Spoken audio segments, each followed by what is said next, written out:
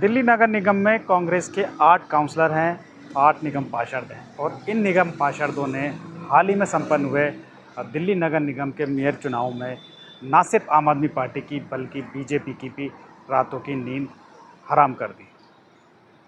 दरअसल मामला यूं है कि 250 मेंबर्स की दिल्ली नगर निगम में मेयर और डिप्टी मेयर का चुनाव होना था। हालांकि 12 सीटें जो वो दिल्ली नगर निगम में अभी खाली हैं और 238 जो काउंसलर हैं उनको वोट करना था। तो जैसा कि खबर आपने भी सुनी होगी कि आम आदमी पार्टी ने पहले ही ये ऐलान कर दिया था कि मेयर और डिप्टी मेयर पद के लिए वो अपने प्रत्याशी मैदान में नहीं उतारेगी। इसके बाद ये तय था कि कांग्रेस के तो खाली कांग्रेस के 8 पार्षद हैं और वहीं जो बीजेपी के हैं वो करीब 130 के आसपास या 125 के आसपास उनके, माफ़ कीजिए, 125 के आसपास उनके काउंसलर थे।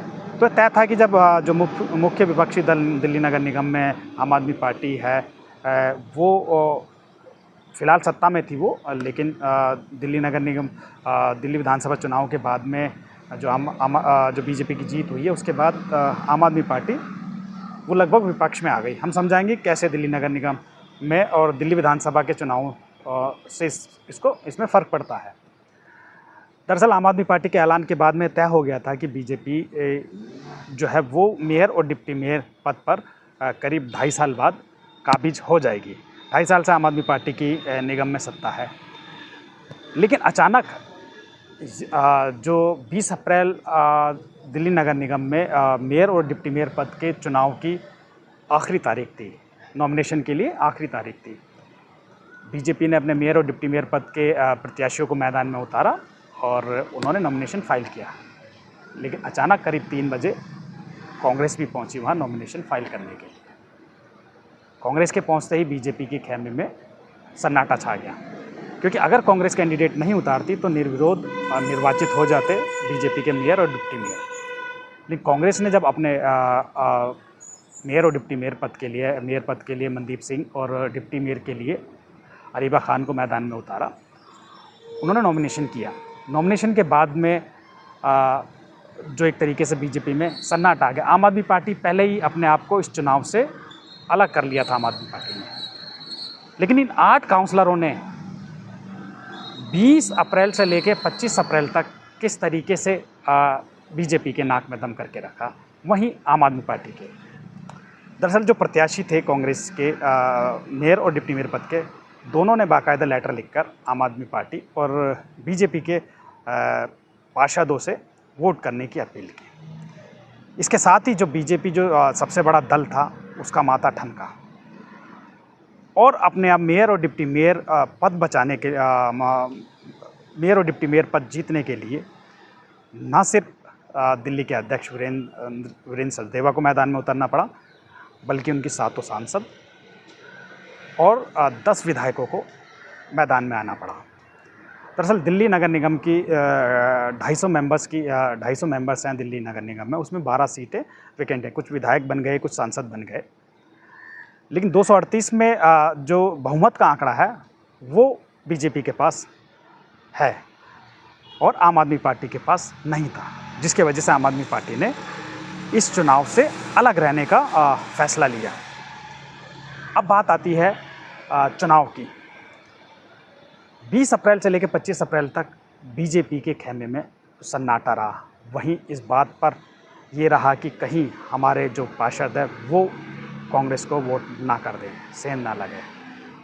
इसके लिए खुद बीजेपी के जो दिल्ली के अध्यक्ष वीरेंद्र सचदेवा वो चुनाव वाले दिन और उससे पहले सभी पार्षदों से उन्होंने बाकायदा संपर्क साधा और एक तरीके से व्हिप जारी किया कि सभी को पहुंचना है और वोट करना है। जबकि 8 कांग्रेस के काउंसलर थे, अगर बीजेपी के 9 पार्षद भी होते वो भी वोट कर देते तो वो आसानी से जीत सकते थे।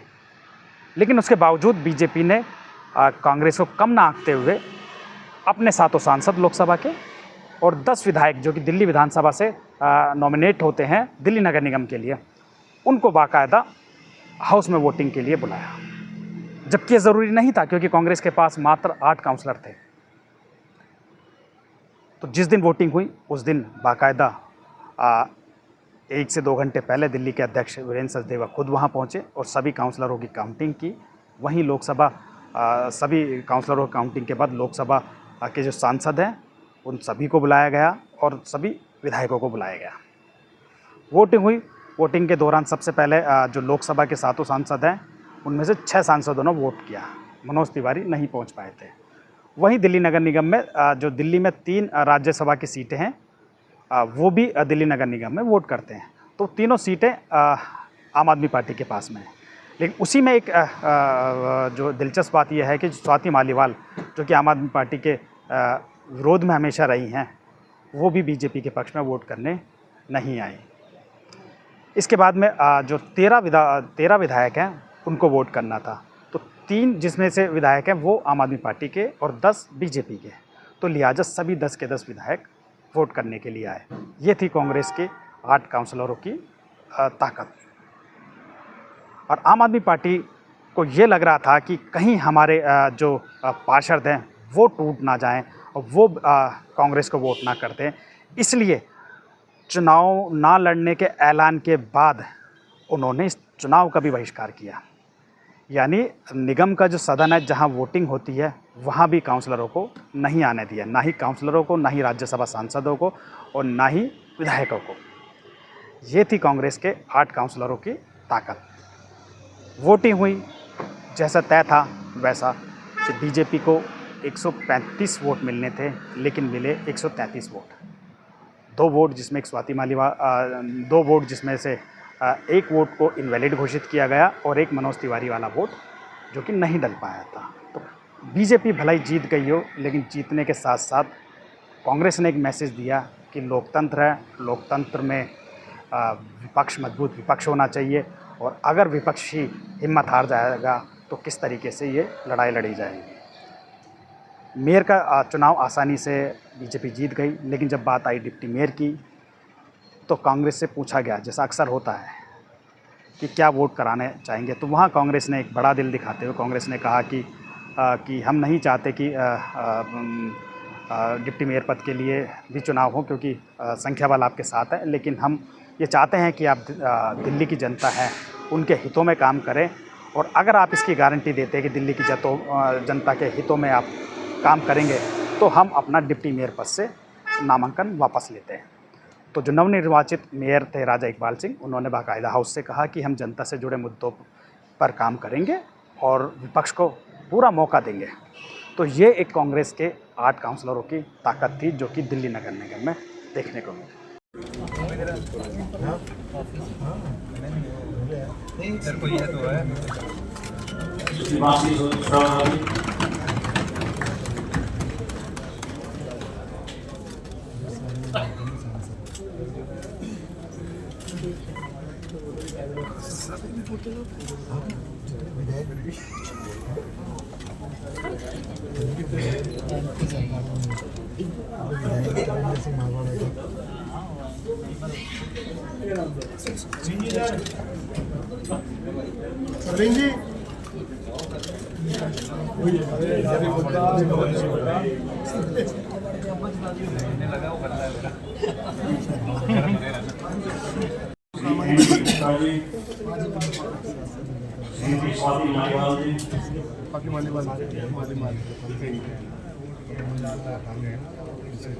आम आदमी पार्टी से ना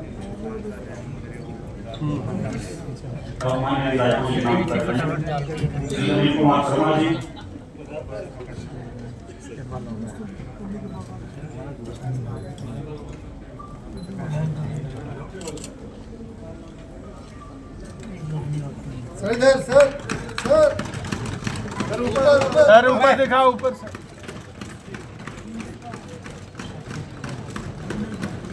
अंदर में डालो सर।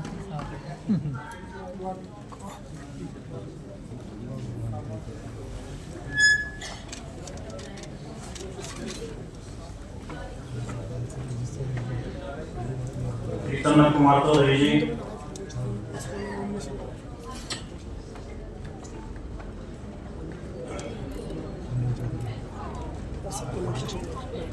भारी लगा गया था।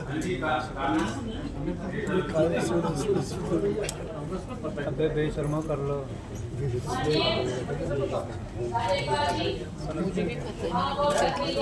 मानी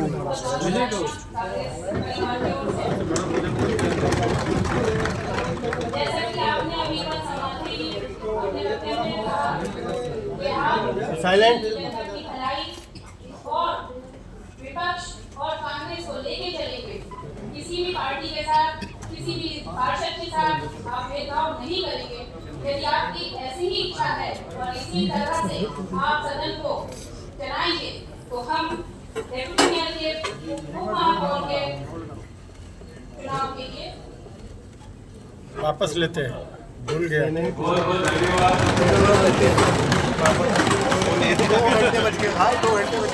2 घंटा पहले बर्बाद हुआ है, अभी और बर्बाद। 2 घंटे बचाने के लिए आपका विशेष धन्यवाद। अपोजिशन के